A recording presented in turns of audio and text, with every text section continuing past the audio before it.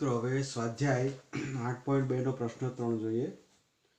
જો tan of a plus b બરાબર વર્ગમૂળમાં 3, અહીં a અને b ખૂણા છે અને tan of a minus b equal to 1/3 વર્ગમૂળમાં 3, જ્યાં એક શરત આપી છે 0. આ જે ખૂણો છે a અને b નો સરવાળો એ 0 થી મોટો અને 90 થી નાનો અને 90 જેટલો, 0 less than a plus b less than or equal to 90, અને એ બી કરતાં મોટા છે તો એ અને બી શોધવાના છે આપણે.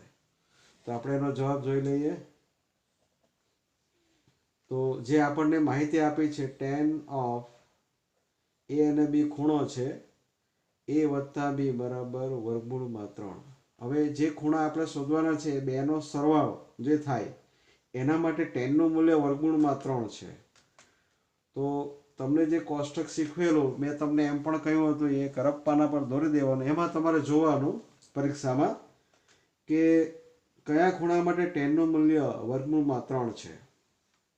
તો તમે કોષ્ટકમાં જોશો તો tan 60 વર્ગમૂળમાં 3 છે, એટલે એનો અર્થ એવો થાય કે આનું મૂલ્ય 60 થયું. tan 60 વર્ગમૂળમાં 3 છે એટલે એનો અર્થ એવો થાય કે a વત્તા b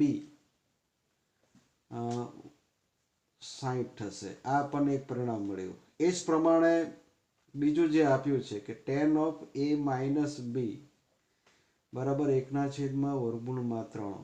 તો a અને b નું જે મૂલ્ય છે a માઇનસ બી એના માટે tanનું મૂલ્ય 1/3 વર્ગમૂળમાં 3 છે. તો કોષ્ટકમાં આપણે જોઈશું તો tan 30 1/3 વર્ગમૂળમાં 3 છે એટલે આનું મૂલ્ય 30 થશે. એટલે કે a માઇનસ બી હું સીધું જ લખીશ બરાબર 30. આ થયું 2. હવે આ a અને b ને આપણે ઉકેલીશું તો a અને b મળી જશે. આપણે લોપની રીત તમે જાણો છો.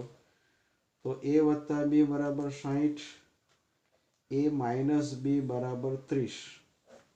b નો લોપ થાય એટલે 2a બરાબર 90. તો a બરાબર 90/2 એટલે 45 થયા. હવે આ કિંમત આમાં અથવા તો ગમે તેમ મૂકી દઈએ, આ સમીકરણમાં મૂકી દઈએ તો a માઇનસ b લખ્યું જ છે. તો 45 માઇનસ b બરાબર 30. તો 45 ને આપણે આમ લઈ જઈએ તો b બરાબર 30 માઇનસ 45. તો માઇનસ b બરાબર -15. બંને બાજુ માઇનસ માઇનસ જાય એટલે b બરાબર 15 થયા. તો આપણને આ જવાબ મળે છે a બરાબર 45 અને b બરાબર 15. તો આ જવાબ થયો. હવે અહીંયા લખ્યું છે એ બી કરતાં મોટા છે તો એ બી કરતાં આપણને મોટા મળે છે. હવે તમે a અને b ની કિંમત આની અંદર મૂકી દો તો a પ્લસ બી એટલે 45 ને 15 60 એટલે tan 60 વર્ગમૂળમાં 3. પછી a માઇનસ બી એટલે 15 માંથી 45 માંથી 15 30. તો tan 30 નું મૂલ્ય 1/3 વર્ગમૂળમાં 3 આવે છે. એ આપણે તાળો મેળવી શકીએ. હવે નીચેના વિધાનો સત્ય છે કે અસત્ય તમારા જવાબની યથાર્થતા ચકાસીએ. આપણે જવાબ લખતા પહેલાની યથાર્થતા ચકાસી લઈએ. હવે sine of a plus b બરાબર sine a plus sine b. હવે આ ખરેખર ગુણાકાર નથી. આપણે જેમ પેલો કાઉન્સ છોડીએ એ પ્રમાણે અહીંયા લખવામાં આવ્યું છે sine a plus sine b. તો હવે a અને b ખૂણા છે એ દરેક a અને b ની તમે ગમે તે કિંમત લો એના માટે સાચું થવું જોઈએ.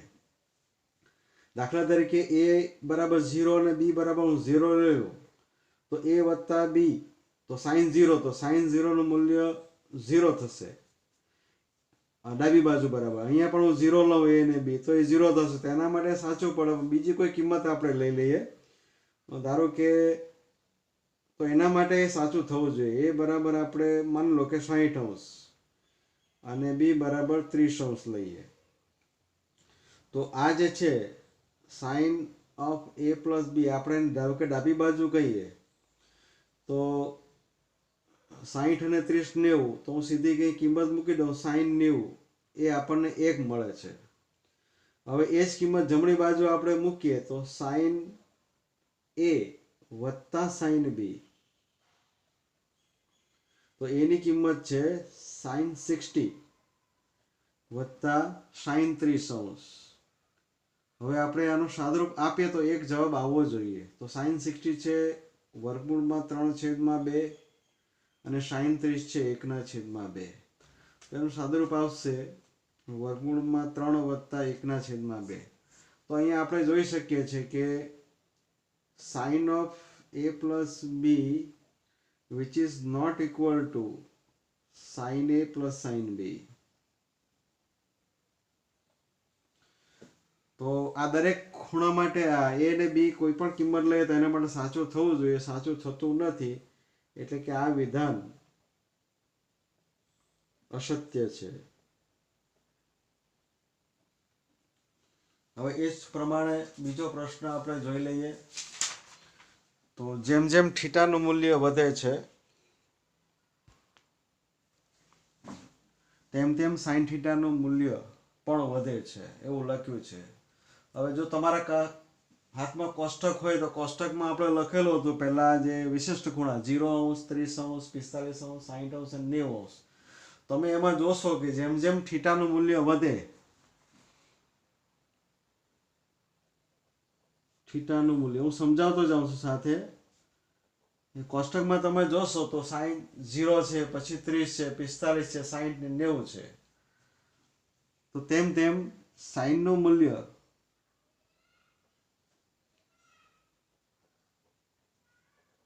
સાઈનનું જે મૂલ્ય છે એ 0 થી વધીને 1 થાય છે.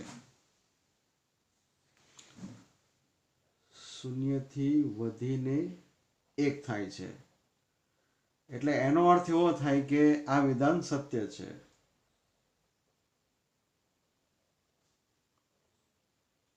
શા માટે? તો પહેલા છે sin 0 ની કિંમત 0, પછી છે sin 30 1/2 એટલે 0.5, પછી જેમ જેમ તમે આગળ જતા જાઓ તો sin 45 1/2 એ 0.5 કરતા મોટા છે, પછી sin 60 વર્ગમૂળમાં 3/2 અને છેલ્લે sin 90 1.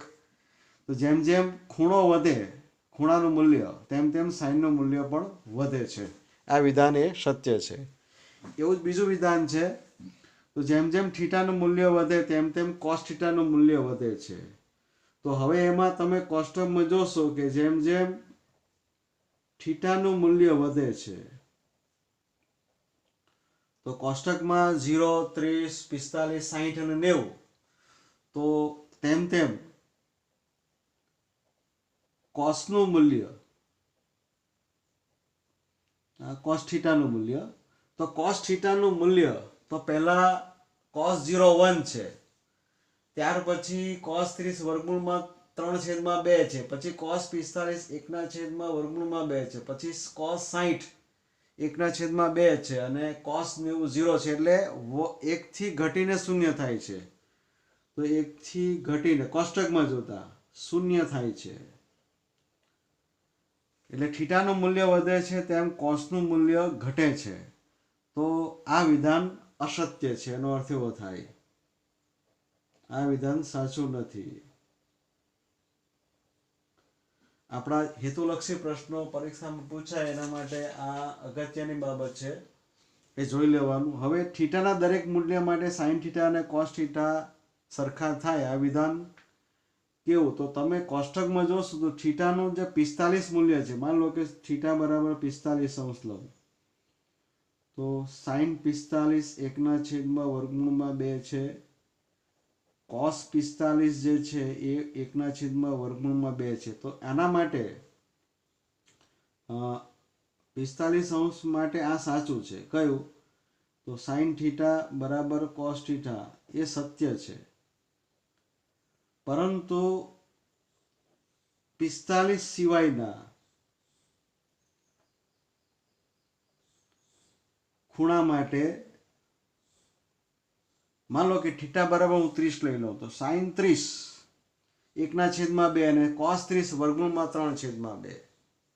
બરાબર. હવે થીટા બરાબર 0 લઈ લો, sin 0 એ 0 છે અને cos 0 એ 1 છે, તો એ પણ સાચું નથી. પછી એ 45 માટે સાચું છે, પરંતુ 45 સિવાયના ખૂણા માટે sin theta not equal to cos theta થાય છે. એટલે એનો અર્થ એવો થયો કે આ વિધાન અસત્ય છે.